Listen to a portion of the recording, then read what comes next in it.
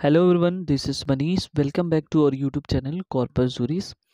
आज के इस वीडियो में जो है हम डिस्कस करने वाले हैं वैलिड मैरिज। ठीक है, यानी कि मुस्लिम विधि में जो है जो मैरिजेस होते हैं उनकी वैलिडिटी के लिए जो है कौन कौन से इसेंशियल एलिमेंट्स होते हैं उनको हम आज के इस वीडियो में देखेंगे। ठीक है, यदि आप हमारे मुस्लिम पर्सनल लॉ से रिलेटेड वीडियोस नहीं देखें, यानी कि जो प्रीवियस वीडियो हमने बना के रखे हैं, ठीक है, जैसा कि उसमें हमने डिवाइड किया है कि कितने जो है मुस्लिम लॉ में कितनी जो है पार्ट्स जो उनमें ग्रुप हैं वो कितने हिस्सों में डिवाइड हुआ उनको हमने डिस्कस किया। कुरान क्या है, सुन्नत क्या है, हदीस क्या है, हदीस क्या है, मतलब उसके सोर्सेस को भी हमने डिस्कस किया है।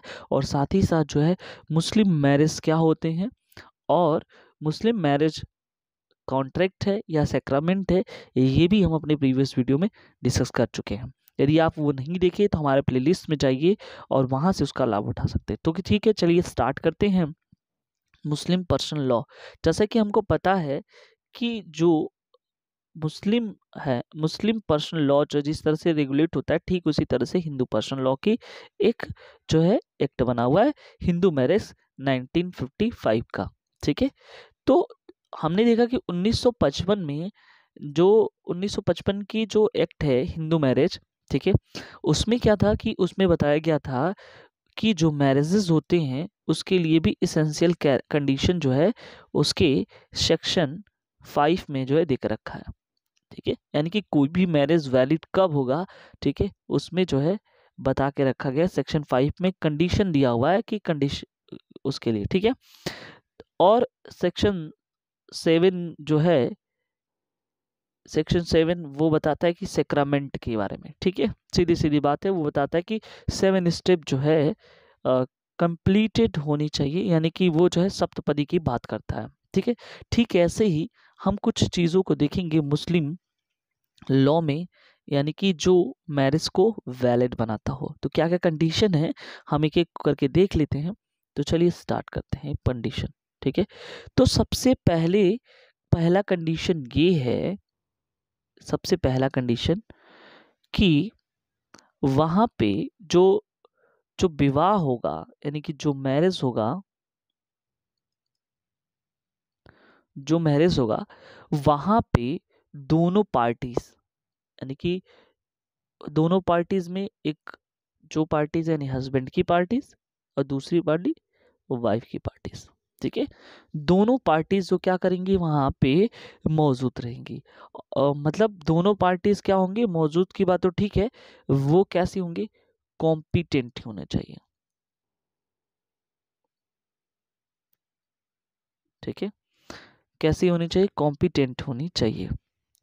तो पहला कंडीशन क्या है कि in the at the time of marriage, यानी कि जब विवाह हो रहा है उस टाइम क्या होगा, मुस्लिम लॉ के हिसाब से पहला कंडीशन ये है कि जो जो ब्राइड और ब्राइड ग्रूम है, ठीक है, वो दोनों कैसे होने चाहिए, कॉम्पिटेंट होने चाहिए। कॉम्पिटेंट को पहले हम समझ लेते हैं कि कॉम्पिटेंसी कैसे कहेंगे, कि कब कहेंगे कि वो ब्राइड और ब्राइड ग्रूम जो है कॉम्पिटेंस है। तो उसमें पहला, इस कॉम्पिटेंसी की सबसे पहला पॉइंट ये है, ठीक है, सबसे पहला पॉइंट ये है कि उनकी एज ऑफ प्यूबर्टी, ठीक है, यानी कि उन्होंने क्या किया है, एज ऑफ प्यूबर्टी को प्राप्त कर लिया हो, यानी कि it contain age of puberty. ठीक है, अब यहाँ पे क्वेश्चन ये उठता है कि एज ऑफ प्यूबर्टी क्या होता है। तो एक चीज ध्यान से देखिएगा, जो एज ऑफ प्यूबर्टी होता है वो चीज जो है, ये बिल्कुल यहाँ पे देखिए, एज ऑफ प्यूबर्टी जो है किन किन कंडीशनों पे क्या क्या चीज होती है। जैसे सपोज करो कि अगर हम मैरिज की बात करते हैं, तो मैरिज के केस में, ठीक है, मैरिज के केस में, और दूसरा जो है मेहर के केस में, ठीक है, और तीसरा जो है डाइवोर्स के केस में। ठीक है, तीसरा जो है डाइवोर्स के केस में, मैरिज, मेहर और डाइवोर्स के केस में क्या होगा, जो एज ऑफ प्यूबर्टी है, ठीक है, जो एज ऑफ प्यूबर्टी है उसे जो है 15 ईयर्स माना जाता है। कितना माना जाता है, यानी 18 ईयर्स ना मान करके कितना माना जाता है, 15 ईयर्स माना जाता है। ये बिल्कुल याद रखिएगा, ठीक है। यानी कि एज ऑफ प्यूबर्टी कितना माना जाएगा, उसे जो है 15 ईयर्स माना जाएगा, ठीक है। यानी कि अब हमको ये समझना है कि एज ऑफ, ये जनरली माना जाता है कि एज ऑफ प्यूबर्टी जो 15 ईयर्स होता है, उसमें जो जो बॉयज एंड गर्ल है, ठीक है, यानी कि वो क्या करेगा, वो जो है एब्सोल्यूट जो है, एब्सोल्यूटली जो है ये माना जाता है कि वो मैच्योर हो चुका है, ठीक है, और आपस में इंटीमेशन के लिए सही है। यानी कि ये जो है इस एज में क्या होता है, मैच्योर माना जाता है, और आपस में जो है ये इंटीमेशन या आपस में जो है ये दाम्पत्य जीवन का निर्वहन करने के लिए जो है ये एज परफेक्ट माना जाता है। जबकि कुछ जूरिस्ट ऐसे हैं, सब एक हैं हेदिया, ठीक है, हेदिया कहते हैं कि इनकी उम्र, ठीक है, यानी कि किसी जो बॉयज है, ठीक है, जो ब्राइड है, उसकी उम्र जो है यानी एज ऑफ प्यूबर्टी जो है क्या होनी चाहिए, 12 ईयर्स होनी चाहिए, ठीक है, इनके इस हिसाब से कितनी होनी चाहिए, 12 ईयर्स। और जबकि जो गर्ल है यानी कि ब्राइड ग्रूम है, उसकी एज ये डिसाइड करते हैं 9 ईयर्स, और इनके हिसाब से कहते हैं कि जो बॉयज़ है वो 12 ईयर्स में ही क्या हो जाएगा, 12 ईयर्स में ही वो जो है एज ऑफ प्यूबर्टी को प्राप्त कर लेगा, और जो गर्ल्स है वो एज ऑफ प्यूबर्टी जो है 9 ईयर्स में प्राप्त कर लेगी। लेकिन अब ये देखो हर जगह पे अलग अलग है। ल- अब कई जगह पे क्या होता है कि कुछ ये एज ऑफ प्यूबर्टी कोई एक डिसाइडेड नहीं है। कुछ जगहों पे क्या होता है कि डिपेंड करता है कि वहाँ का किस तरह से खान पान है और किस तरह से जो है तो पता लगाना भी मुश्किल हो जाता है। लेकिन कहने का मतलब ये है फाइनली कि जो मुस्लिम लॉ है, ठीक है, दोनों की एज कितनी मानी है, दोनों की एज जो है 15 ईयर्स माना जाता है, ठीक है, दोनों के एज कितना है, 15 ईयर्स जो है इसको माना जाता है एज ऑफ प्यूबर्टी को, ठीक है। अब ये दिक्कत ये चीज़ है कि अ, दूसरी चीज़ ये कि पूरी की पूरी जो है फिजिकली जो है मैच्योर होना चाहिए। ऐसे एज में वो बंदा फिजिकली मैच्योर है, अगर 15 ईयर्स का है तो उसकी एज ऑफ प्यूबर्टी मानी जाती है। अगर एज ऑफ प्यूबर्टी में जो है ये शादियाँ होती हैं तो वो जो है क्या माना जाएगा, वो कॉम्पिटेंट माना जाएगा, ठीक है। तो यहाँ पे यही था कि सबसे पहला कंडीशन क्या था कि एज ऑफ प्यूबर्टी जो है उसकी कंप्लीट होनी चाहिए। तो हमने दिखा दिया यहाँ पे एज ऑफ प्यूबर्टी क्या होता है और किस तरह से होता है, ठीक है। उसके बाद हम दूसरा देखते हैं, यानी पहला हमारा क्या था, पहला था कि वो दोनों पक्षकार यानी कि दोनों जो पार्टीज हैं, दोनों पार्टीज यानी कि ब्राइड और ब्राइड ग्रूम यानी कि गर्ल्स, ऐसे लिख लो, बॉयज और गर्ल्स दोनों कैसे होने चाहिए, कॉम्पिटेंट होनी चाहिए, ठीक है। तो कॉम्पिटेंसी का हमने तरीका बता दिया कि कॉम्पिटेंस यानी कि एज ऑफ प्यूबर्टी जो है अगर उसके पास है, और एज ऑफ प्यूबर्टी हमने बता दिया कितना होना चाहिए, 15 होना चाहिए, ठीक है, 15 ईयर्स होना चाहिए। तो हम कह देंगे कि वो जो है क्या है, वो कॉम्पिटेंस है, ठीक है। अब हम दूसरा देखेंगे, दूसरा पॉइंट क्या है, दूसरा पॉइंट ये कहता है कि इसी का दूसरा, पहला एज ऑफ प्यूबर्टी, दूसरा साउंड माइंड का होना चाहिए, ठीक है। कॉम्पिटेंसी के लिए एक जो है इम्पोर्टेंट पॉइंट ये है, ठीक है, साउंड माइंड का होना चाहिए, ऐसा ना हो कि वो पागल हो, ठीक है। तो अगर ऐसा होता है तो ये तभी वैलिड माना जाएगा, साउंड माइंड का होना चाहिए, अनसाउंड माइंड का नहीं होना चाहिए। तीसरा जो है मुस्लिम होना चाहिए, वैलिड तभी माना जाएगा जब वो क्या हो, मुस्लिम हो, ठीक है। तो ये बिल्कुल याद रखना चाहिए। अब यहाँ पे ये कि अगर वो किसी माइनर से मैरिज होता है, सोचो, अगर वो मैरिज जो है किसी माइनर से होता है, यानी कि एज ऑफ प्यूबर्टी अगर वो प्राप्त नहीं किया गया, तो ऐसे केस में क्या होगा? ऐसे केस में जो माइनर के द्वारा किया गया मैरिज है वो क्या होगा? वाइड होगा, या इसे कहते हैं वो क्या होगा? शून्य माना जाएगा। ठीक है, क्योंकि वो जो है वो माइनर जो है अपनी जो मैरिज है उसको उसके कंसेंट देने के लिए क्या है, वो अभी तैयार नहीं है। ठीक है, यानी कंसेंट जो है अपने माइंड से इतना उसका माइंड डेवलप नहीं हुआ है कि वो जो है स्वतंत्र यानी कि फ्री कंसेंट दे सके। तो इसके वजह से ये मैरिज जो क्या होगा? वाइड माना जाएगा। ठीक है, और दूसरी बात यह है कि अगर कुछ में क्या होता है कि मुस्लिम में कुछ में वैलिड माना जाता है।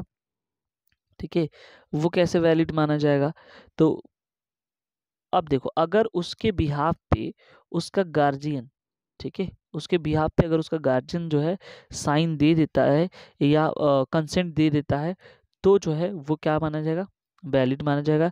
लेकिन उसकी वरीयता का जो क्रम है वो निम्नलिखित है। पहले पहले पिता उसका देगा, यानी कि फादर। ठीक है, पहले, अगर वो नहीं है तो फिर उसका जो है फादर का फादर, यानी जिसे पितामह कहते हैं, वो देगा कंसेंट शादी करने के लिए। ठीक है, अगर ये भी नहीं है तो फिर पिता का जो इस लड़के का भाई है यानी कि ब्रदर है वो देगा।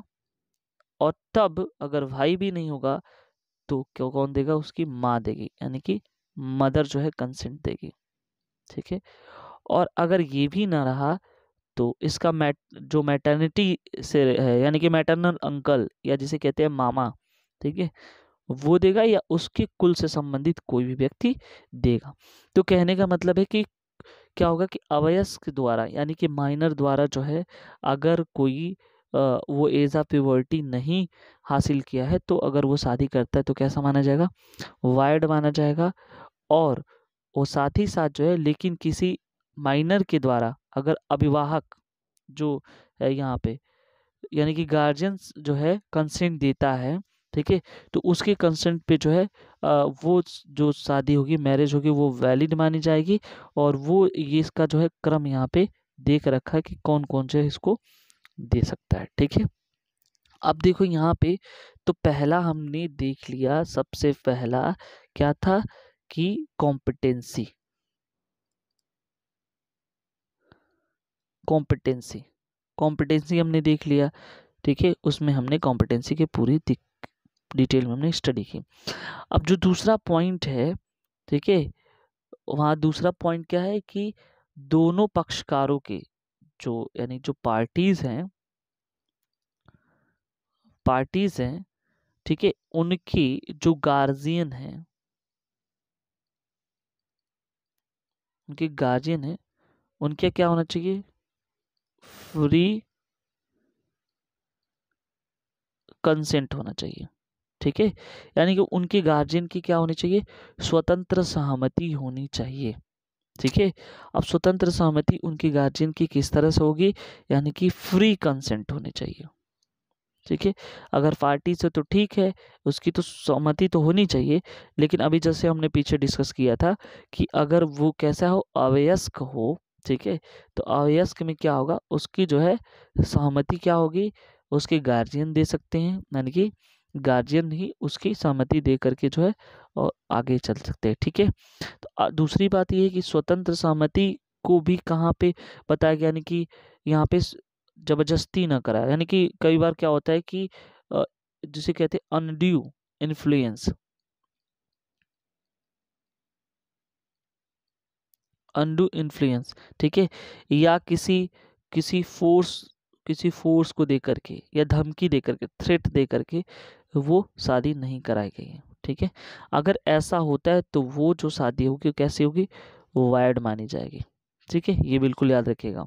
ठीक है, यहाँ तक कि जो है लेकिन क्या होता है कि इसमें भी जो हनफी विधि है, ठीक है, हनफी विधि, हाँ, यानी हनफी लॉ में एक चीज़ जो है अगर कोई शादी बलपूर्वक यानी कि फोर्सफुली या अंडर इन्फ्लुएंस से कराई जाती है तो ये याद रखिएगा कि इस विधि में उसे ऐसी शादी को वैलिड शादी माना जाता है। ठीक है, ये बिल्कुल याद रखिएगा कि यहाँ पे कैसी शादी मानी जाएगी, वैलिड शादी मानी जाएगी। ठीक है, और वहीं अगर सिया विधि की बात करते हैं,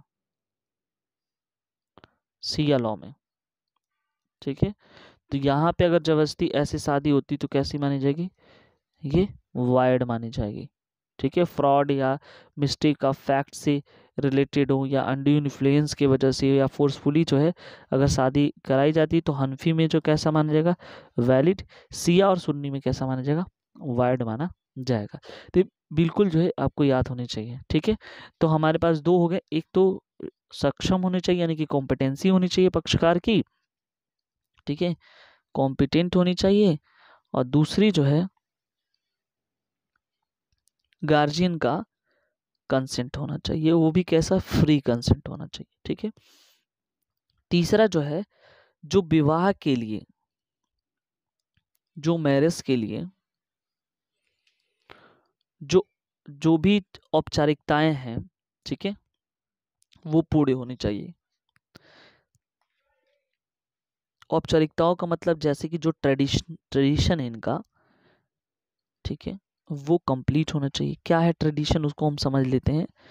ट्रेडिशन में जो है एक चीज ध्यान से समझिए कि क्या होता है कि जब भी विवाह यानी कि मैरिज जो है, अब आपको पता होगा कोई भी अगर पर्सनल या हिंदू हो या मुस्लिम हो, क्रिश्चियन हो या कोई भी हो, सिख हो, तो सब में क्या होता है कि उनके कुछ संस्कार होते हैं, कुछ सेक्रामेंट होते हैं, ठीक है, जिसके हिसाब से या जिसे कह सकते हैं कि कुछ अनुष्ठान होते हैं शादी कराने के, या कुछ ट्रेडिशन होते हैं जिसको कंप्लीट कराने के बाद ही वो वैलिड मानी जाती है उनके सेक्रामेंट के हिसाब से। ठीक है, तो वो जो औपचारिकताएं हैं, जो ट्रेडिशन है, वो कंप्लीट होना चाहिए।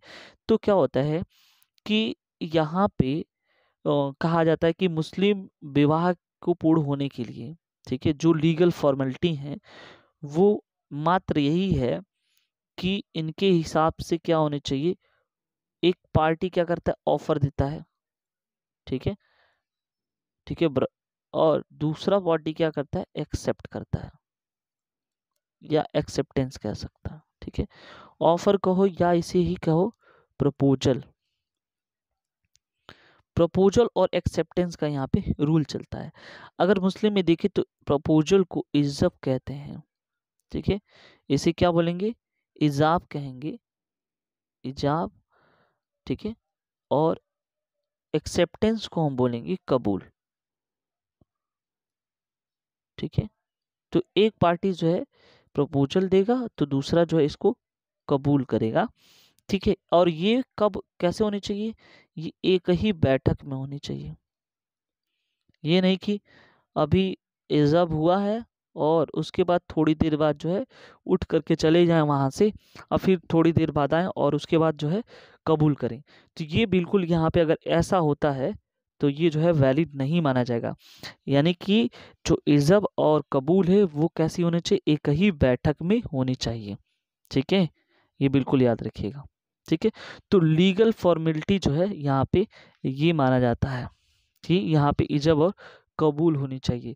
और दूसरी बात ये जो है क्या होगा कि या तो ये जो ये इज़ब और कबूल है वो कैसा हो सकता है, या तो वो ओरल हो सकता है यानी लिखित हो सकता है, या जो है वो रिटेन हो सकता है, यानी ओरल मौखिक हो सकता है या रिटेन हो सकता है। ठीक है, लिखित या मौखिक होनी चाहिए, लेकिन ये एक चीज याद रखिए कि एक ही बैठक में होनी चाहिए, एट वन सिटिंग। ठीक है, तो यहाँ पे ये कहलाएगा एक कंप्लीट जो है मैरिज। ठीक, अब सोचो एक मान लो कि यहाँ पे कोई ए है और एक जो है बी है। ए क्या करता है, थोड़ी देर बैठा हुआ है और वो जो है लेटर के माध्यम से, सोचो लेटर के से किसी थर्ड पार्टी से भिजवाता है और जब करता है, और इसके द्वारा जो है उसको प्रपोजल कर लिया जाता है। ठीक है, तो ऐसे में भी ये क्या माना जाएगा, ये वैलिड माना जाएगा। ठीक है। और दूसरी बात यहाँ पे है कि सशर्त होना चाहिए, यानी कि कोई कंडीशनल मैरिज नहीं होना चाहिए, इसमें कोई कंडीशनल मैरिज नहीं होना चाहिए। ठीक है, तो ये चीज यहाँ पे याद रखिएगा। और क्या है इसमें, थोड़ा सा और देख लेते हैं। जो विटनेसेस होते हैं उनकी बात थोड़ा सा कर लेते हैं। प्रेजेंट ऑफ विटनेसेस, तो यहाँ पे कहा गया कि प्रेजेंट ऑफ विटनेसेस में क्या होता है कि सबसे पहले जो भी विटनेसेस होंगे वहां पे प्रेजेंट होंगे, वो कैसे होने चाहिए, वो कॉम्पिटेंट होने चाहिए। जो विटनेस होंगे वो कैसे होने चाहिए, वो भी कॉम्पिटेंट होने चाहिए। और कम से कम जो है 2 विटनेसेस होने चाहिए, यानी कि कम से कम जो है 2 विटनेस होनी चाहिए। और इसमें से, ठीक है, ये इसमें से क्या होगा, वो दोनों के दोनों जो है क्या होने चाहिए, जो 2 विटनेसेस वो दोनों के दोनों मेल होंगे। ये बिल्कुल याद रखिएगा, यानी कि जो विटनेसेस होंगे वो दोनों के दोनों कैसे होंगे, मेल होंगे। और अगर बाय द वे सोचो कि वहां पे एक मेल नहीं है, ठीक है, तो एक मेल के जगह पे 2 फीमेल रहेंगी। ठीक है, एक मेल के, यानी कि ऐसे सोच लो यहाँ पे कि जो विटनेस होंगे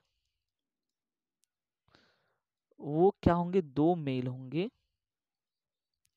अब सोचो कि 2 मेल नहीं मिल पाए, यानी कि एक मेल है, तो दूसरा जो मेल है उसको फुलफिलमेंट करने के लिए 2 फीमेल होना जरूरी है, तब जो है एक कॉम्पिटेंट विटनेस माना जाएगा। ठीक है। और वहीं जो है, अगर हम ये सिया विधि की बात करें, यानी कि सिया लॉ की बात करें, तो वहां पे क्या होगा, वहां पे जो है विटनेसेस का, कॉम्पिटेंट विटनेसेस का होना जो है कोई जरूरी नहीं है, कोई अनिवार्य नहीं है। अगर विवाह ऐसे संपन्न हुआ बिना कॉम्पिटेंट विटनेसेस के, तब भी जो उसको वैलिड माना जाएगा। ठीक है, तो ये बिल्कुल आपको जो है याद होनी चाहिए कि पहला जो है हमने डिस्कस किया कि विवाह के दोनों जो पार्टीज हैं वो, यानी कि ब्राइड और ब्राइडग्रूम दोनों जो है क्या होनी चाहिए, कॉम्पिटेंट होनी चाहिए। दूसरा हमने डिस्कस किया कि उनके गार्जियन के जो कंसेंट होनी चाहिए वो फ्री होनी चाहिए, अगर माइनर के केस में हो तो। तीसरा जो है ट्रेडिशन है, जो औपचारिकताएं हैं, जो सक्रमेंट है, वो कंप्लीट होने चाहिए। और आखिरी में जो है अगला जो एसेंशियल कंडीशन है, चौथा नंबर, यानी कि वो प्रोहिबिटेड रिलेशनशिप में ना हो, यानी कि उनके बीच जो है निषिद्ध जो संबंध है उनके बीच ना हो। ये बिल्कुल ये समझिएगा, यानी कि एब्सोल्यूट, देखो जो प्रोहिबिशन है,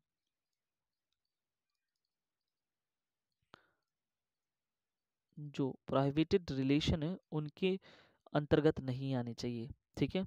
अब यहाँ पे क्या होता है कि बहुत सारे जो है रिलेशन में 2 कैटेगरीज डिवाइड किया गया है यहाँ पे प्रोहिबिटेड रिलेशन में।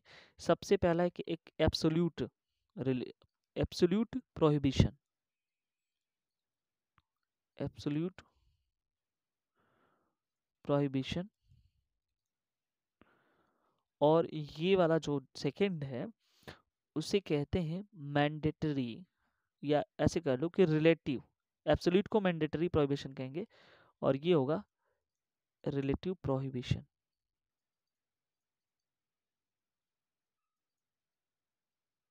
ठीक है, तो 2 हो गया।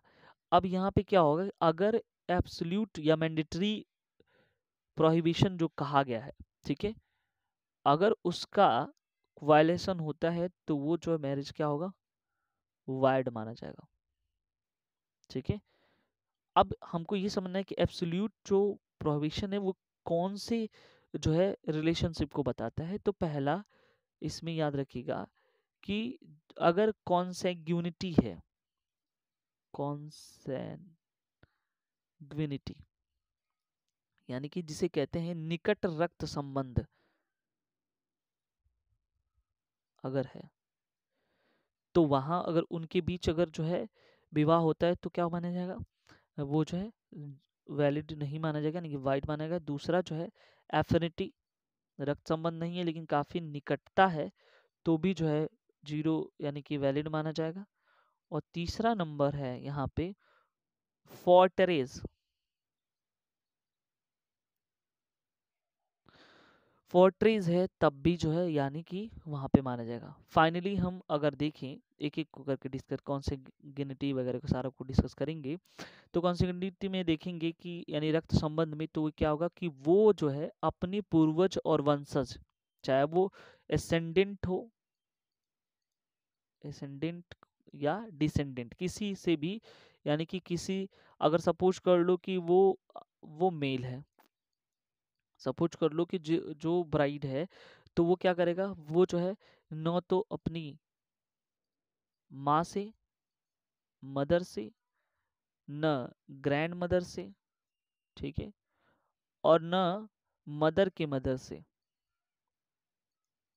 ठीक है, ये सब जो है यहाँ पे क्या होगा, ये शादी नहीं कर सकता। वहीं पे अगर फीमेल के केस में, यानी कि इसके केस में देखा ब्राइड ग्रूम के, तो वो न तो फादर से,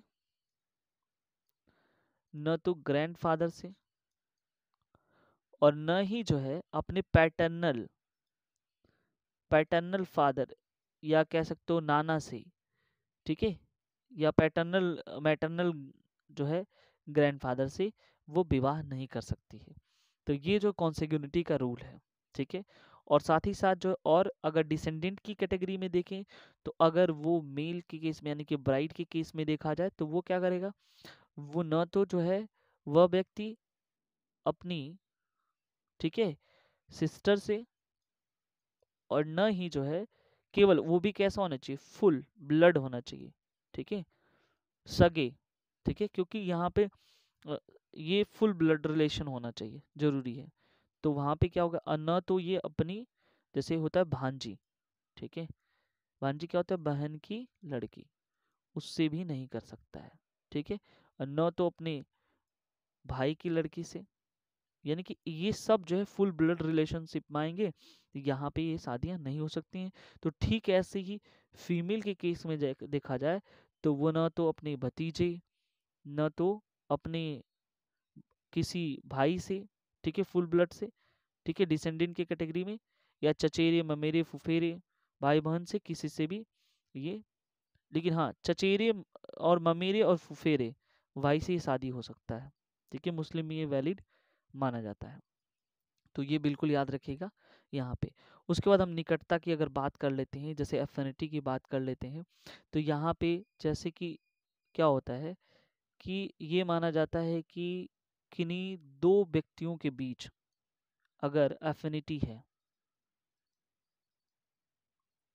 है, और वो तब एफिनिटी का मतलब होता है लगाव, वो तब आएगा जब उनकी मैरिज हो जाएंगी, ठीक है।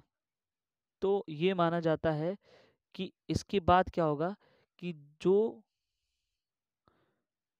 ब्राइड यानी कि मेल और जो फीमेल, दोनों के संबंध, यानी कि इनके साइड के जितने भी होंगे और इनके साइड के दोनों के बीच क्या हो जाएगा, एफिनिटी क्रिएट हो जाएगा, ठीक है। और दोनों के माता पिता इनके माता पिता के समतुल्य माने जाएंगे, नहीं एक दूसरे के, ठीक है, ये चीज याद रखिएगा।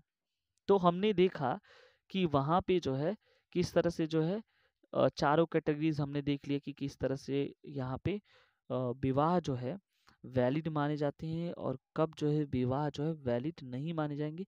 तो किसी भी वैलिडिटी को हमने चार कैटेगरीज में देख लिया, ठीक है, और कब जो है ये वैलिड माने जाएंगे। तो चार इसेंशियल पॉइंट हमारे पास होंगे, तो हम किसी भी विवाह को क्या कहेंगे कि वो वैलिड है, नहीं तो क्या है, वो वाइड माना जाएगा, ठीक है।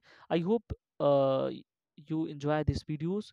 अगर आप हमारे चैनल में नए व्यूज हो तो प्लीज़ सब्सक्राइब जरूर करें, लाइक कमेंट करना ना भूलें, ठीक है। नेक्स्ट वीडियो में मिलते हैं। Thank you so much.